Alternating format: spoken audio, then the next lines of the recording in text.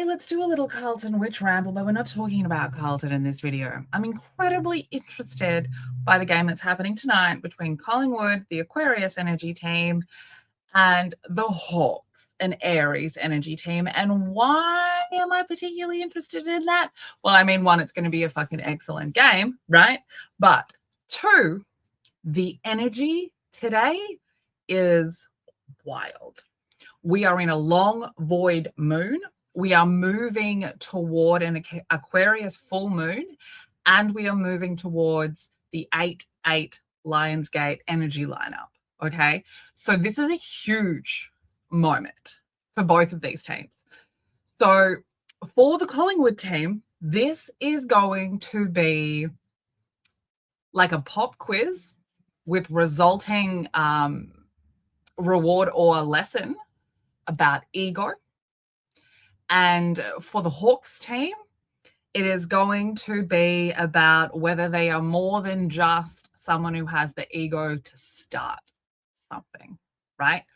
So there's some interesting energy around while the moon is void. Now, the moon being void is really important because what that means for our psyche is the moon represents in a natal chart our emotional space, right? And when it isn't in a sign, right, when it is in between energies, there's a bit of haze, right? There's a confusion that kind of comes with that emotional space that will affect people in a different way. And we're in this confusing time while we're being asked to take some discipline about our future, let go of strict rules we've set upon how we judge other people, let go of past traumatic situations and wounds and assumptions from guilt and shame. And we're at this moment where there is really a truth trying to fight its way out, okay?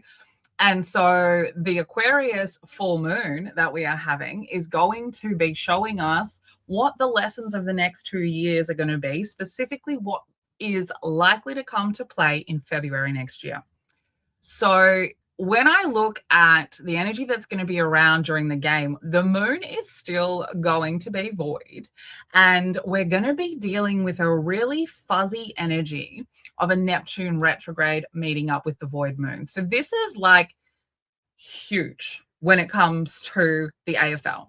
And in the past, when I have paid attention to the games that are played under this kind of hazy energy, people can't kick for shit. Right? Like this is the energy of like over 21 behinds. This is like the best kicks in the game can't fucking get it lined up, which is particularly interesting for both of these teams because both of these teams do seem to have some kind of mental connection to each other. And so when we have that kind of under some haze, there's a little bit of stress of like, how do I intuitively know where to be? And both of these teams are usually very good at that. The other interesting aspect that is happening is that we are currently in a Mercury retrograde. Mercury represents our mind. It represents the give and receiving of communication. And it is currently retrograding, again, heightening this fuzziness, right? This inability to be able to be mentally clear, this inability to be able to give and receive communication appropriately. Now, there are some certain players that will be affected more by these energies than others. And that is another piece of why this game is going to be very interesting. Now, I haven't looked at the full teams. So if I've mentioned somebody who's not listed, my apologies, because I am the Carlton witch. It is the Carlton energies that I tend to be able to tap into much more easily. So when I'm looking at the Collingwood team, okay, we're going to have a few people a little bit hazy, and those are going to be the people who are run by the moon energy, right? Cancer energy people, and the people who are the thinkers, right? So the people who are very likely to be hugely affected by the current energy and might not be able to be as on point for the Collingwood team.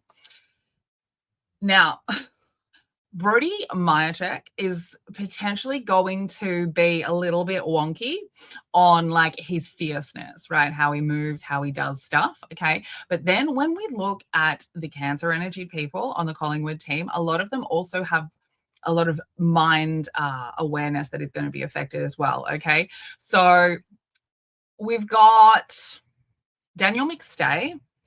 Daniel McStay, you are an injury risk, my friend. Please be very careful, okay? This is a huge injury risk for you. Your mind, your masculine energy, everything is very hazy for you, okay? Darcy Cameron, you too. You are an injury risk, huge injury risk, probably a bigger injury risk than Daniel McStay, okay? So if you're playing, please be careful. Tom Wilson, Lipinski, these are all people that are going to be under a little bit of haze, okay? We've also then, when we move on to the thinkers, the people who would normally be able to think straight, clear lines, have fast minds, they may not be able to access that energy as readily as normal, okay? So these are going to be Tom Mitchell, Tim Membry, Charlie Dean, right? So some of these have been dealing with it last week and this week, but it's very heavy this week, okay? Ed Allen, right? Jamie Elliott, maybe. A lot of his energy is very hazy right now, okay? Will Kelly as well, all right? Now, this is their Leo energy, so they're fire, so they won't feel it as much. They're more here to bring fire.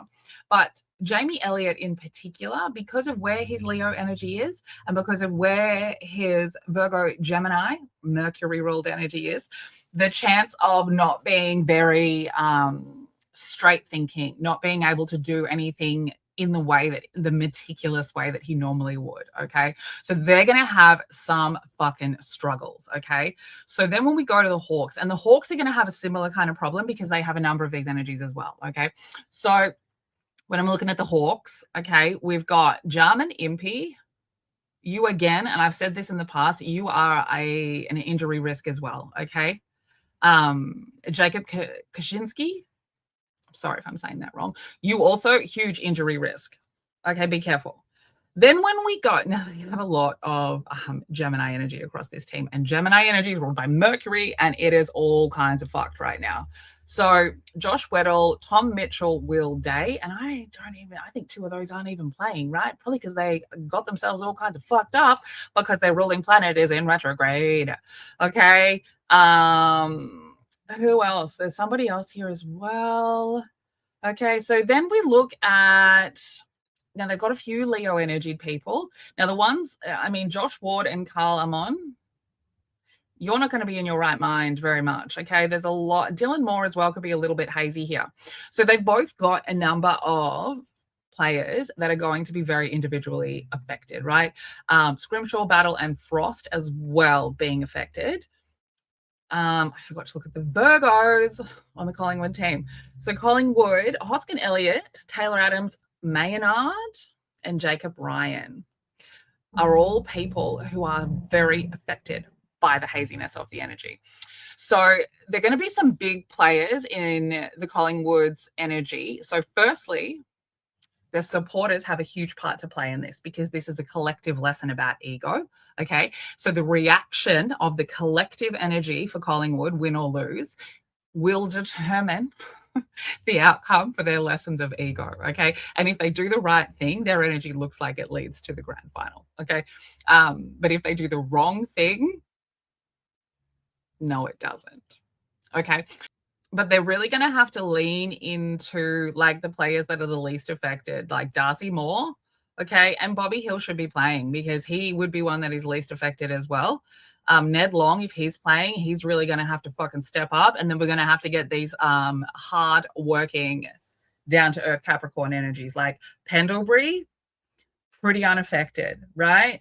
Sidebottom, Quaynor, Dacos, Nick, all pretty unaffected. Okay, so you're really going to have to lean into those guys, all right? Because most of the other players are going to be a bit fucked up.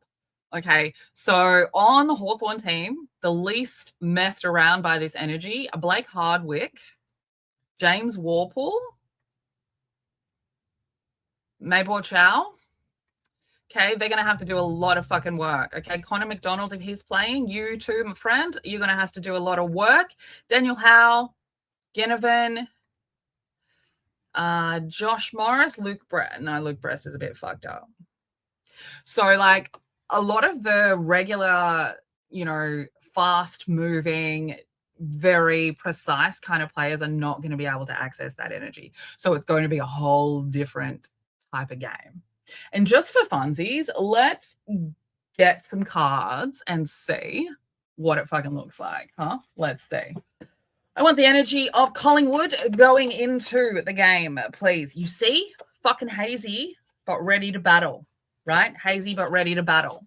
What about the Hawthorn team, please? What's their energy going in?